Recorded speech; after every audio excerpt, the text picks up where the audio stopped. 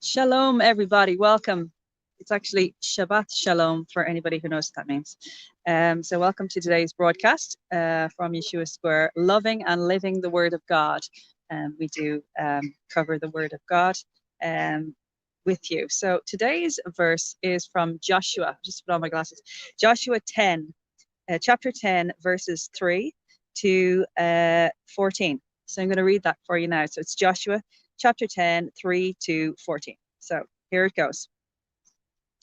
Wherefore Adonai Zedek, king of Jerusalem, sent unto Hoham, king of Hebron, and unto Piram, king of Jarmuth, and unto Japhia, king of Lachish, and unto Japhia, king of Lachish, and unto Debir, king of Eglon, saying, Come up unto me and help me, that we may smite Gibeon, for it hath made peace with Joshua and with the children of Israel. Therefore the 5 kings of the Amorites, the king of Jerusalem, the king of Hebron, the king of Jarmuth, the king of Lachish, the king of Eglon, gathered themselves together and went up, they and all their host, and encamped before Gibeon, and made war against it. And the men of Gibeon sent unto Joshua to the camp to Gilgal, saying, Slack not thy hand from thy servants. Come up to us quickly and save us and help us, for all the kings of the Amorites that dwell in the mountains are gathered together against us. So Joshua ascended from Gilgal, he and all the people of war with him, and all the mighty men of valor. And the Lord said unto Joshua, Fear them not, for I have delivered them into thine hand. There shall not a man of them stand before thee. Joshua therefore came unto them suddenly, and went up from Gilgal all night.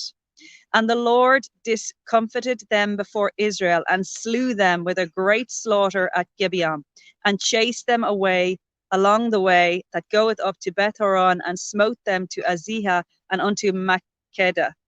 And it came to pass, as they fled from before Israel, and were in the going down to Beth-horon, that the Lord cast down great stones from heaven upon them unto Azekah, and they died. They were more which died with hailstones than they whom the children of Israel slew with the sword. Then spake Joshua to the Lord in the day when the Lord delivered up the Amorites before the children of Israel. And he said in the sight of Israel, Sun, stand thou still upon Gibeon, and thou moon in the valley of Ajalon. And the sun stood still, and the moon stayed, until the people had avenged themselves upon their enemies. Is not this written in the book of Jasher? So the sun stood still in the midst of heaven, and hasted not to go down about a whole day. And there was no day like that before it or after it, that the Lord hearkened unto the voice of a man, for the Lord fought for Israel. So, folks, that's just telling you about the armor that God gave to Joshua to fight for Israel. And it's also saying there that, like, when God decides something has happened, it's already happened.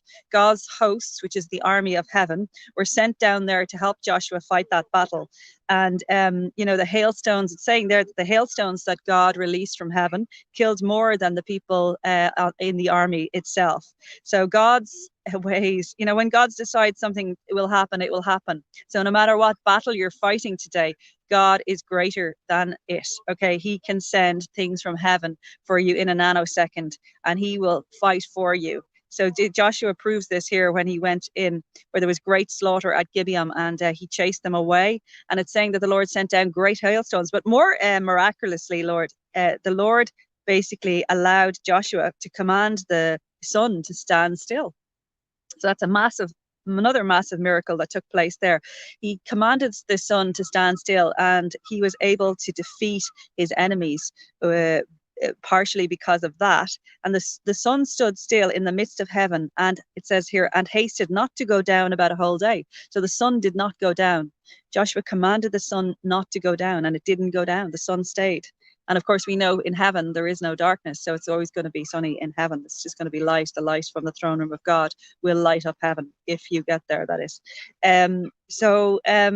This is just this verse, Joshua 10:3-14, is basically describing the battle that ensued and how God's reinforcements were there to support Joshua to fight and to win the war against the enemies. But I love the last line, where it says, and there was no day like that before in it or after it, that the Lord hearkened unto the voice of the man, that's Joshua, for the Lord fought for Israel. And remember, folks, God will always fight for Israel. It's the apple of his eye, and it's his land, and it'll always be fought over until Jesus returns in our lifetime. It will be fought over, but God has a very special place in God's heart for Israel, and it's a great blessing. It's it's a covenant made with Abraham going way back, and it's God's land, and the surrounding parts of it are actually God's land as well. So just to let you know that verse should give you hope and encouragement that God will fight your battles no matter what you're going through. He fought them with Joshua. He sent in the reinforcements with Joshua, hailstones, and even making the sun stand still for a whole day so that Joshua could win the war for Israel. So be of good cheer. God has armor in heaven for you to fight every battle that you need to fight. Okay? God bless you. Bye for now.